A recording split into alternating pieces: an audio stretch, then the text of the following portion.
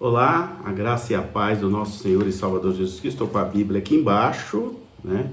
Para a gente começar a aprender um pouquinho sobre esse propósito de Oséias.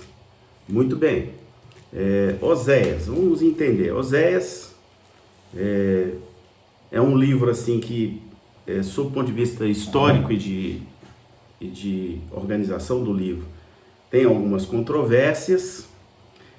Sabe-se que ele é filho de Beeri, está logo aí no capítulo 1, versículo 1. Embora o texto não deixe muito claro a geografia e todo o contexto familiar de Oséias. Acontece no reino do norte de Israel e sugere o livro, né, que ele seja nativo daquela região ali também. Bom, o livro de Oséias é um reflexo típico do ministério profético dele, que foi muito forte também, que abrangeu os anos críticos, aí é crítico mesmo, do declínio espiritual de Israel, né, da chamada decadência do povo hebreu, sob o ponto de vista espiritual, que aconteceu ali por volta dos anos 750 a.C., até mais ou menos 722 a.C., ali quando acontece a chamada queda de Samaria. A pregação de Oséias, o tempo todo, é centrada na quebra da aliança do povo com Deus, né? Pela mistureba, vou usar esse termo aqui, a mistura, que aconteceu do povo com a idolatria dos povos vizinhos, né? Um sincretismo religioso muito forte. Nada diferente do que acontece no Brasil, hein? Você observa aí, né, algumas denominações ditas evangélicas e que está cheia de simbolismo e sincretismo religioso, né?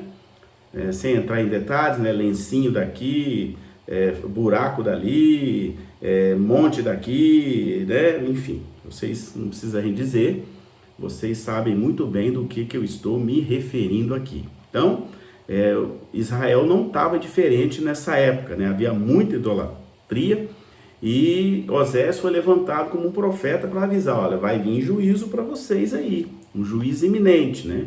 Mas, apesar de tudo isso, né? Apesar de falar de juízo iminente, também Oséias fala do amor de Deus, e isso é um dos pontos muito positivos de toda a leitura do livro de Oséias. Falei Josué, mas é Oséias. Então, ele começa falando de um casamento, de prostituição, né? Difícil de interpretar isso, né? Porque ele começa logo falando para se casar com uma prostituta, né? Deus tinha mandado ele fazer isso. E só para a gente entender um pouco o contexto, o Reino do Norte de Israel viveu um estado de declínio político e social nos seus anos derradeiros, né? A prosperidade econômica e a segurança política que a nação experimentou durante o reinado de Jeroboão II, que aconteceu ali de 793 até 753 a.C., foram seguidas de um período de um caos político e social e um declínio religioso sob os reis seguintes, que reinaram por um período de 25 anos. Se você quiser conferir isso, está lá em 2 Reis, eu anotei aqui, capítulo 15, verso 8, e o capítulo 17, no versículo 41. Né? 4 desses reis foram assassinados por aqueles que usurparam os seus tronos, a saber, Zacarias, Salum, Pecaías e Peca, né?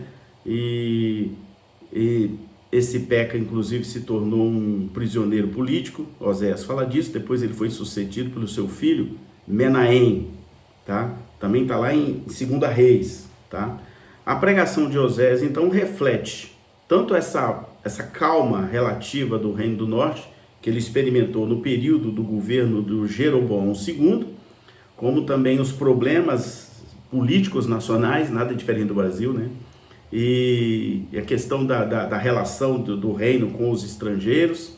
Ele fala da guerra sírio-efraimita em particular, que aconteceu contra o povo de Israel, e essa guerra também faz parte da mensagem de Oséias. O rei Peca de Israel tinha feito uma aliança com Rezim da Síria para resistir à ação expansionista do reino da Síria, que na época era governado por um rei chamado Tiglat-Pileser III.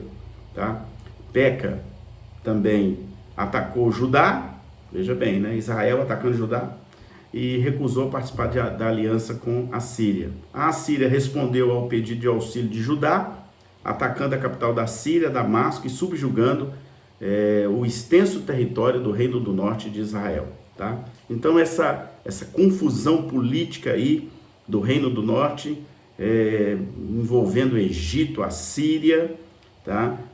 Teve como consequência um ataque também dos assírios, a prisão do rei Oséias, o cerco a Samaria e, finalmente, a destruição completa do Reino do Norte. Embora esse fim tenha sido até profetizado por Oséias, a queda de Samaria em 722 a.C., ainda não havia ocorrido na época da sua profecia. Está ali no capítulo 13, verso 16. Então, o Reino do Norte viveu aí um declínio espiritual e a fase final da sua história. A antiga fé hebreia, que Oséias descreve magnificamente nas analogias que ele faz com o amor conjugal e paternal, né? Tá ali no capítulo 1, no capítulo 2, tá? Depois ele vai repetir no 11, tornou-se completamente poluída pelo envolvimento, né, de ídolos cananeus, culto de fertilidade, né, adoração a Baal, um Deus que eles acreditavam que era doador da chuva e da fertilidade das mulheres. Os israelitas, então, incorporaram isso à fé ortodoxa deles, né? Elementos dessa idolatria cananeia, especialmente ritos sexuais, não muito diferente do que nós estamos vendo aí nos dias atuais, hein? Prestem bem atenção. E que incluíam aí prostituição ritual e orgias, né, causadas pela embriaguez, que era pouco comum.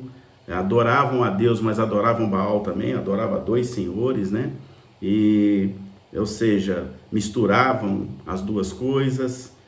Havia uma corrupção religiosa muito grande no meio dos sacerdotes, que algumas vezes foram chamados de sacerdotes de Baal, que baalizaram o culto hebreu, a adoração a Deus. A vida de muitos líderes religiosos estava completamente destruída também sob o ponto de vista de toda essa misturança aí. E havia corrupção, avareza, dureza de coração e negligência com a fé verdadeira no Senhor. Toleraram e apoiaram, isso aqui tem os sacerdotes, toleraram e apoiaram o sincretismo religioso. Então, é um livro que tem algumas dificuldades de interpretação, porque ele também é um livro simbólico, profético, então tem simbolismo com um fundo profético, e principalmente o capítulo 1 até o 3 tem bastante disso, envolvendo família, prostituição e tudo mais. Depois nós vamos ver que o livro segue apresentando o amor de Deus pelo povo, e que Deus volta outra vez para o teu povo. Tem uma frase bem comum no livro, vai outra vez, que significa o Senhor está dizendo de novo ao teu povo. E então é um livro que vai falar dos maus sacerdotes e vai falar de tudo isso de uma maneira muito profunda e muito profética. Esse relacionamento que quebra a soberania de Deus, que quebrou a aliança com Deus, que adorou outros deuses, que envolveu religião com política, virou uma misturança total, né? Eu tenho uma posição muito clara em relação a isso, né? Eu acho que quem tem chamado político deve exercê-lo, né? Quem tem chamado de pastoreio deve exercê-lo, e que uma coisa não combina com a outra, né? Então, ou você é pastor ou você é político. Essa história para mim de pastor político, em mim, não cola. Eu não aceito. Ou ele abre mão e abdica do pastoreio e vai cuidar da política, ou ele larga a política de lado e vem cuidar das ovelhas, porque as duas coisas ao mesmo tempo não dá. Então assim, não acho que púlpito é lugar de político, tá? Meu púlpito jamais será entregue a um político para que ele fale qualquer coisa, né? Respeito, apoio se for preciso em alguma situação, né? Se precisar de oração pode contar comigo, tudo, mas menos usar o púlpito da Shekinah. Isso não vai usar nunca, eu não aceito, né? E como eu não aceito também esse pessoal que se diz pastor e político, também não aceito, não aceito essa conversa, ou você é uma coisa ou você é outra, porque exatamente aqui no livro de Oséias a gente percebe como isso prejudicou o lado espiritual do povo e afastou o povo do verdadeiro Deus. Então não serei eu quem vai fazer isso com o povo que Deus deixou que eu ajudasse a cuidar da vida espiritual. Amém? Então esse é um primeiro vídeo, apenas explicando um pouco esse contexto aí, desse tempo que nós estamos passando, 14 dias no livro do profeta Oséias, tá?